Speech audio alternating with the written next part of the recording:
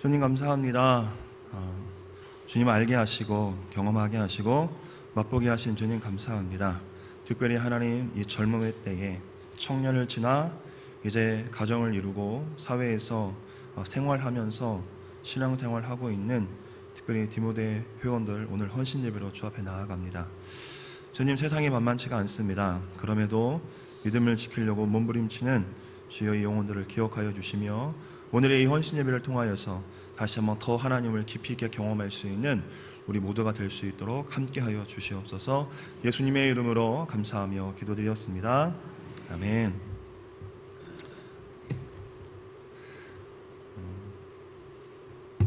주제를 본문을 10절까지 잡았다가요 3절로 줄였습니다. 제목도 산돌이신 예수가 아니라 다른 말로 바꿨습니다. 성장과 버림과 사모함으로 바꿨습니다. 오늘 베드로전서 1장 1절에 보시면 이렇게 기록되어 있습니다. 예수 그리스도의 사도 베드로는 본도, 갈라디아, 갑바도기아, 아시아와 비두니아에 흩어진 나그네라고 이렇게 이야기합니다. 지명들이 그렇게 우리 귀에 익숙한 지명은 아니지만 한마디로 표현하면 당시의 소아시아 지역을 일컫는 지역을 기록해 놓았습니다. 이 베드로전서는 당시에 이 소아시아에서 예수님을 믿고 회심했던 사람들이 있었습니다. 그 사람들을 향하여서 베드로가 썼던 편지가 오늘 베드로전서입니다. 특히 베드로는 특히 초기 그리스도인들이 많이 있었기 때문에 그들 가운데 상당수가 신앙이 깊었던 자들이 아니라 회심한 지 얼마 안 된, 쉽게 이야기하면 이제 갓난아기와 같은 그런 사람들이었습니다. 그러다 보니까 그들에게 복음 안에서 어떻게 사는 것이 잘 사는 것인지를 알려주고자 썼던 편지가 이 베드로 전서였던 것입니다. 그런데 왜 그들에게 이런 편지를 쓸 수밖에 없었느냐? 이 소아시아 지역은 당시에 로마라는 나라의 속국이었습니다. 그런데 그 로마라는 나라가 아시다시피 사회든 문화든 예술이든 모든 것에서 가장 발달하고 가장 웅장하고 가장 화려하고 가장 태폐적인 그런 것들을 모두 다 가지고 있었던 것이 로마라는 나라였습니다. 그런데 문제는 뭐였냐면 이 회심한 지 얼마 안 된 이 어린 신자들이 그 로마의 화려함을 바라보면서 내가 과연 신앙생활을 어떻게 해야 되는지에 대한 궁금증이 생기기 시작했고 어떻게 해야 될지 몰라서 하는 그러한 모습을 보게 되었던 것이죠. 그래서 베드로가 그들에게 어떻게 하는 것이 정말 예수 그리스도 안에서 회심한 자답게 거듭난 자답게 그리스도인의 신자로서 살아갈 수 있는지에 대해서 가르쳐주기 위해서 썼던 것입니다. 더군다나 그러한 상황이었기 때문에 어떤 문제들이 발생했냐면 이 회심한 사람들이 예수 그리스도도 믿으면서 로마의 문화들도 너무나 좋으니까 놓지 못해서 쉽게 말하면 양다리를 걸치는, 어떻게 할지 몰라서 양쪽에 발을 들여놓고 일로 가야 될지 저리로 가야 될지 중심을 잡지 못하는 그러한 상황이 있었기 때문에 베드로가 이 말씀을 쓰게 되었다는 것입니다. 그도 그럴 것이 기준과 가치가 이 두 세계가 완전히 다르다는 것이죠. 무엇보다도 가장 큰 원인이 뭐냐? 세상을 섬기는 것, 즉 그 당시에 로마에는 인간을 신격화시킨 황제가 있었다는 것입니다. 그런데 그리스도인들은 하나님의 아들 그리스도 예수 그리스도를 믿는다라는 거죠. 그런데 이게 양쪽에 신이 있는데 어떤 신을 믿는 것이 과연 옳은 것인지에 대해서 헷갈려 했던 시대가 바로 이 시대였다라는 것입니다. 그런데 오늘 본문으로 돌아오시면 오늘 1절과 2절은 무슨 말을 하고 있느냐? 이 예수 그리스도 안에서 거듭난 자들이 어떻게 살아가야 되는지에 대한 구체적인 대안을 베드로가 그들에게 제시하고 있다는 것이죠. 즉 신앙을 가진 사람이 어떻게 살아갈지에 대한 분명한 말씀의 기준을 제시하고 있다는 것입니다. 오늘 이 말씀을 통하여서 오늘 이 시대를 살아가고 있는 우리에게도 이 베드로가 제시한 그 말씀의 기준이 온전히 적용되어지는 그런 귀한 시간 되기를 소망합니다. 또 이 말씀을 잘 보시면 1절과 2절에서 우리가 주목해야 될 말씀이 있습니다. 1절에서는 가장 끝에 나와 있는 동사인데요, 다 버리고라는 단어이고요. 2절에서는 사모하라가 되어 있고, 또 한 가지는 하반절에 구원에 이르도록 자라게 하려 함이다 라고 되어 있습니다. 이 세 가지 동사가 나오는데 이 세 가지 동사 중에 주체가 다릅니다. 첫 번째는 하나님이 주체고요, 나머지 두 가지는 우리 인간이 해야 될 의무를 이야기하고 있습니다. 첫 번째, 하나님이 주체인 하나님이 하시는 일이 뭐냐? 구원에 이르도록 자라게 하는 것이다. 한마디로 이야기하면 성장하는 것은 내가 할 수 있는 것이 아니라 구원에 이르도록 하나님이 우리를 자라게 하신다는 거죠. 그거는 하나님이 주체라는 것입니다. 그런데 우리가 구원에 자라기 위해서 우리가 해야 될 행동의 의무가 있는데 그 두 가지가 뭐냐? 첫 번째는 버리는 거예요. 두 번째는 그럼 뭐겠어요? 사모하는 거예요. 여러분, 우리가 삶을 살아가면서 신앙의 구원에 이르도록 우리가 성장해 가는 것 당연한 것입니다. 그런데 이 말은 우리의 힘으로 구원에 이를 수 있다 이런 말이 아니고, 이 말은 주님께서 주신 구원에 합당한 삶을 누가 살아요? 내가 살아야 함을 나타내는 말입니다. 우리 1절을 같이 한번 읽어보겠습니다. 1절입니다. 시작.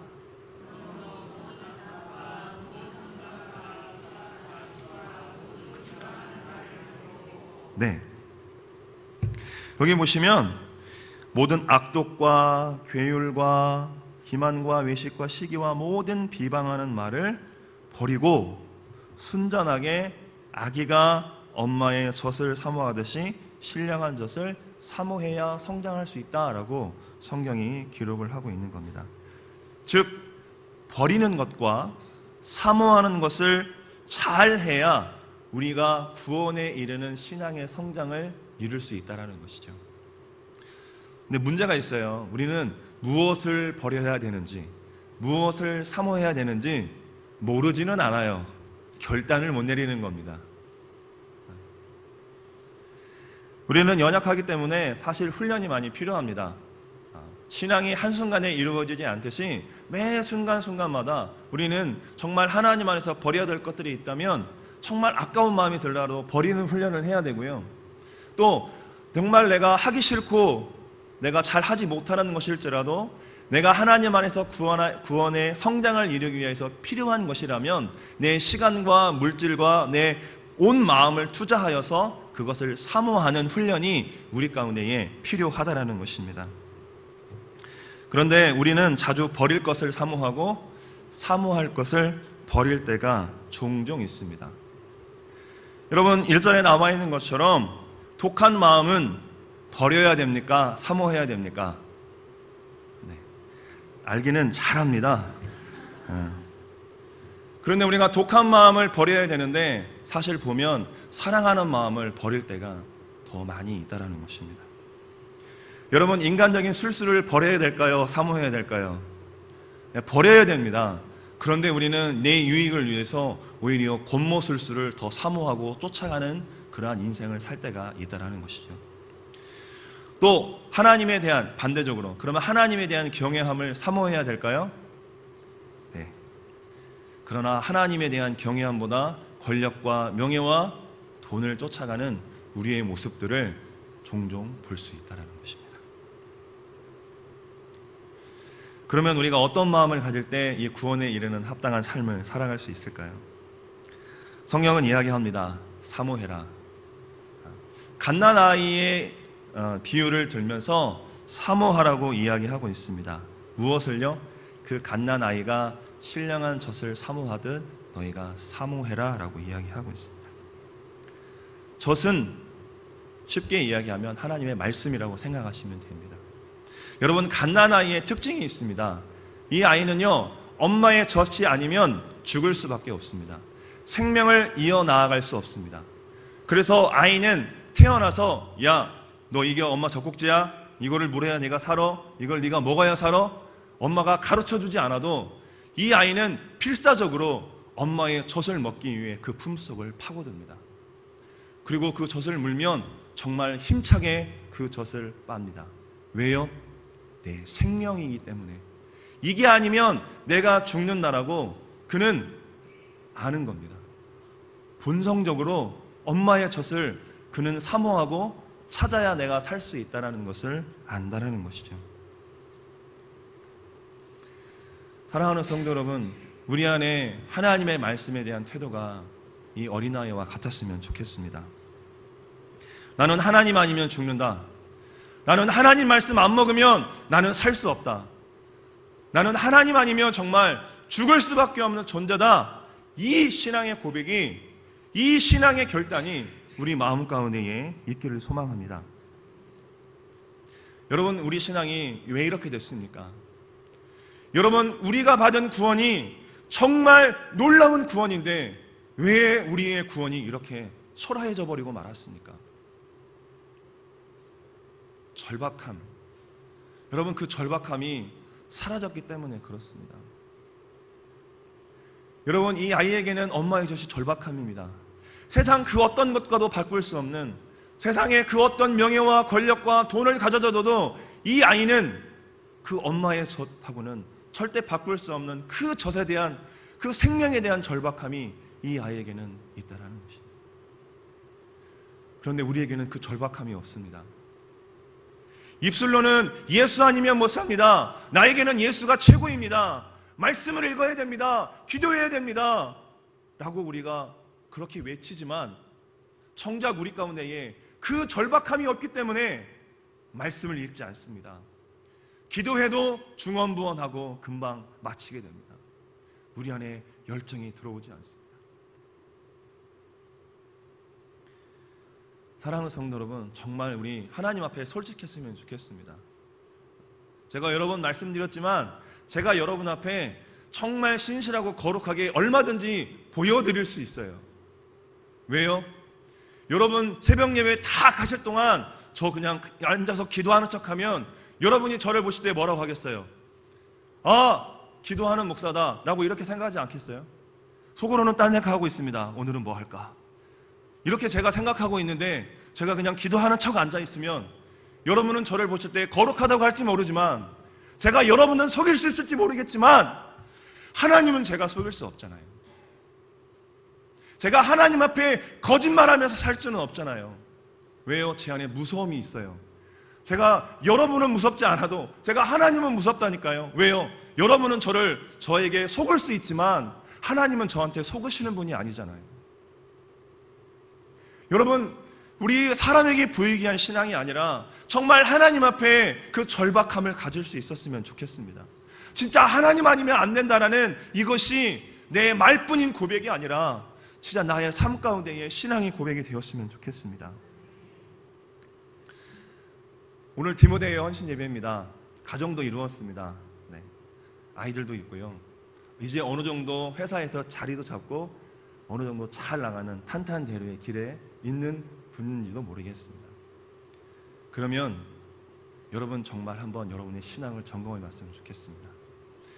예수가 내 우선순위인지, 아니면 아직도 그 예수 말고도 내가 조금 더 마음을 줄 수 있고 편안하고 의지하는 하나님 아닌 다른 여지를 조금이라도 내가 남겨두고 있고 그것 가운데 내 마음을 두고 있고 내 시선을 두고 있는 것이 있다면 오늘 특별히 디모데 회원들은 점검해 봤으면 좋겠습니다. 그 다른 여지를 오늘 완전히 끊어내는 시간이 되었으면 좋겠습니다. 여러분이 정말 하나님 앞에서 그 절박함을 가지고 하나님 찾으시면 하나님이 여러분을 더 높은 곳으로도 올리실 수 있습니다.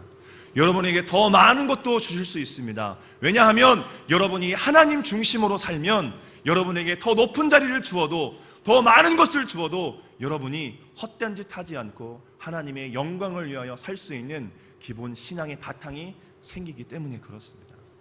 저는 우리 베드로 회원들이 그런 하나님의 축복받는 사람이 되었으면 좋겠습니다. 그러기 위해서는 먼저 하나님 외에 내가 조금이라도 마음이 가고 내가 조금이라도 내 시선을 빼앗기는 그러한 다른 여지가 있다면 뭐라고요? 버릴 수 있는 그런 사람이 되었으면 좋겠습니다. 버릴 건 버리고 하나님을 찾을 수 있고 사모할 수 있는 그런 우리 모두가 되기를 간절히 소망합니다. 우리 3절을 같이 한번 읽어보겠습니다. 3절입니다. 자, 시작. 네, 너희가 주의 인자하심을 맛보았으면 그리하라.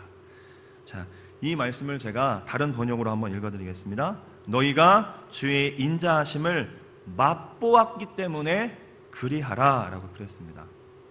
자, 앞절하고 연결해서 읽어보면 우리가 주의 인자하심을 맛보았기 때문에 뭘 해야 돼요? 신령한 젖을 사모해야 된다라고 이렇게 이야기하고 있는 것이죠. 여러분, 우리가 예수님을 영접함으로 구원을 맛보았습니다. 성령님께서 주시는 놀라운 성령의 충만한 은혜와 긍휼들을 우리는 다 경험했습니다. 맛보아 안다는 게 뭐예요? 다 경험했다라는 거 아닙니까? 그렇기 때문에 우리가 더욱 하나님의 말씀을 사모할 수 있는 근거가 있다는 것이죠. 여러분, 우리 모두는 다 크든 작든 신앙의 간증들이 다 있습니다. 꼭 하나님이 죽을 병에 걸렸다가 살려나셔서 그 사람만 간증이 있는 것이 아니라 우리 모두는 다 크든 작든 그 크다 작다라는 표현도 사실은 우리 인간의 기준에서 크고 작은 것이지 하나님 안에서 우리 모두가 다 신앙의 체험이 있고 간증이 있다는 것입니다. 그런데 참 신기한 것은 어떤 분들은 이 하나님이 주시고 하나님이 인도하시고 하나님이 역사하셨던 이 신앙의 간증이 내가 앞으로 나아갈 수 있는 그런 귀한 신앙의 밑거름이 되고 원동력이 되어야 됨에도 불구하고 어떤 분들은 이렇게 추억합니다. 아련한 옛 추억처럼 내가 예전에는 이랬었지 라고 그냥 아련한 옛 추억처럼 하나님의 은혜를 그냥 추억거리로 생각해버리는 사람이 있다는 것입니다. 또 하나 우리가 주의해야 될 것은 무엇이냐면 어떤 사람은 하나님이 나에게 준 그 놀라운 간증들을 막 자랑하기 시작하는데 하나님을 자랑하는 것이 아니라 나를 자랑하는 잘못된 도구로 사용할 때도 있다는 것입니다. 어찌되었든 우리가 맛본 주의 그 인자하심은 과거에 경험했던 일일지라도 오늘을 사는 우리에게 있어서 하나님을 더욱 갈망하게 하고 내 인생에 있어서 정말 하나님밖에 없다라고 고백하고 그렇게 살아가게 하는 우리의 원동력이 될 수밖에 없다는 것입니다. 그래서 성경은 이스라엘의 백성들의 모습을 우리에게 이렇게 고발하고 있습니다. 여러분, 그들은 끊임없이 출애굽 이후에 하나님 앞에 원망과 불평과 그런 말들을 쏟아놓기 시작했습니다. 하나님이 그들에게 나타나시지 않으셨습니다. 하나님이 그들을 보호하셨습니다. 하나님이 그들 가운데에 세상 그 나라 어디에서도 찾아볼 수 없는 놀라운 기사와 이적과 표적을 보여주셨습니다. 그럼에도 그들은 원망과 불평이 입에서 떠나지 않았습니다. 그래서 성경은 우리에게 이렇게 이야기하고 있습니다. 신명기 5장 15절입니다.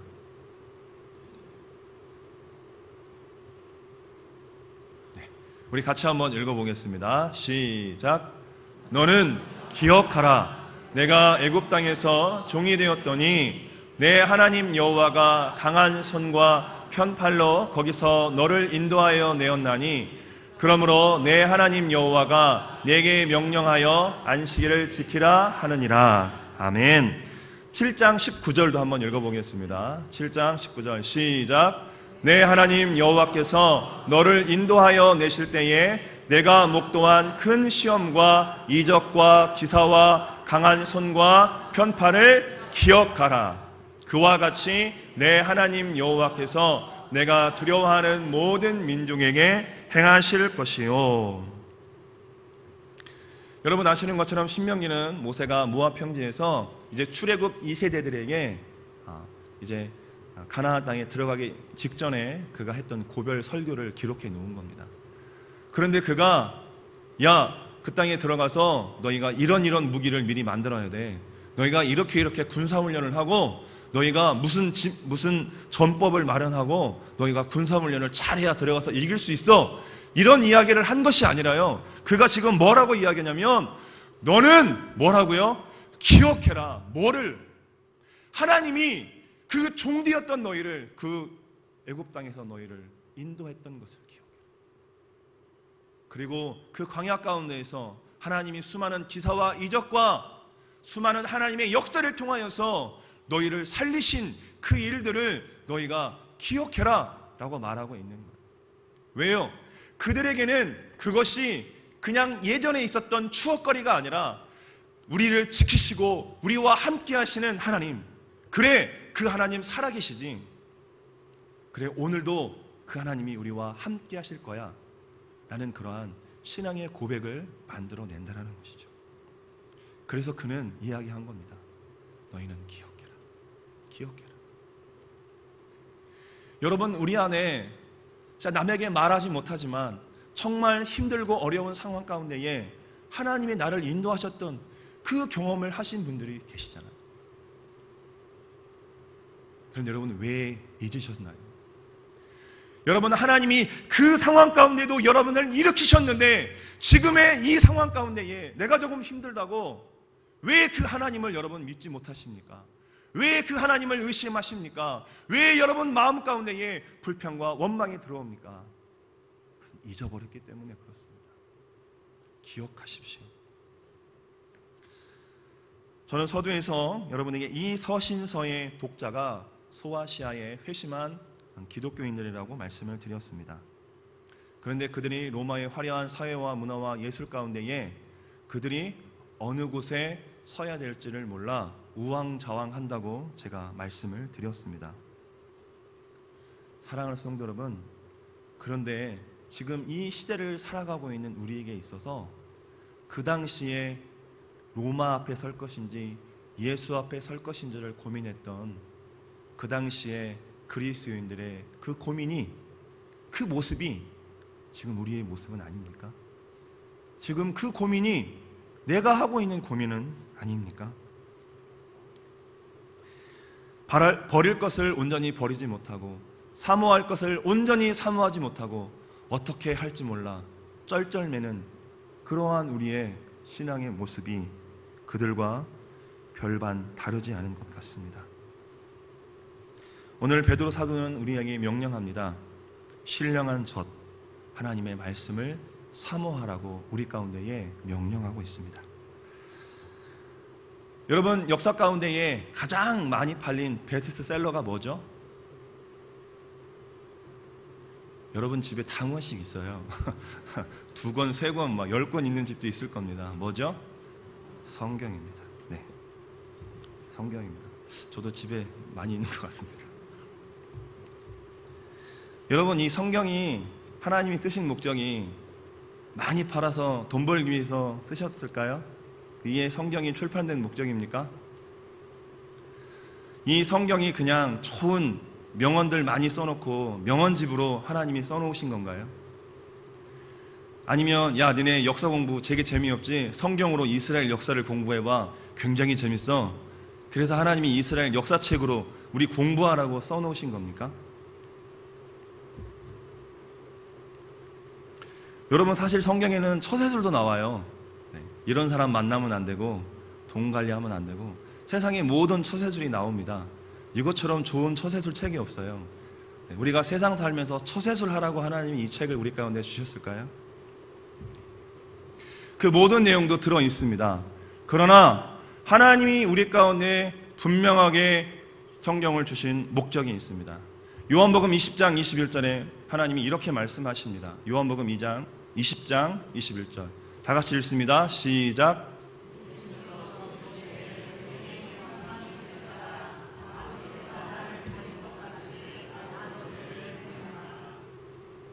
저게 맞습니까? 말씀이? 네. 요한복음 20장 21절 제가 찾은 성경은 오직 이것을 기록함은 너희로 예수께서 하나님의 아들 그리스도이심을 믿게 하려 하며 또 너희로 믿고 그 이름을 힘입어 생명을 얻게 하려 함이라 라고 그랬습니다. 생명을 얻는 겁니다. 어떤 생명이요? 영원히 사는 생명을 얻는 것입니다.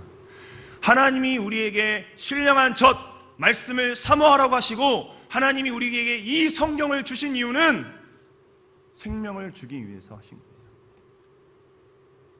바꾸어 이야기하면 내가 이 하나님의 말씀을 소홀히 하고 이 말씀을 사모하지 않고 이 말씀을 터부시한다면 나는 생명을 얻지 못한다라는 것입니다.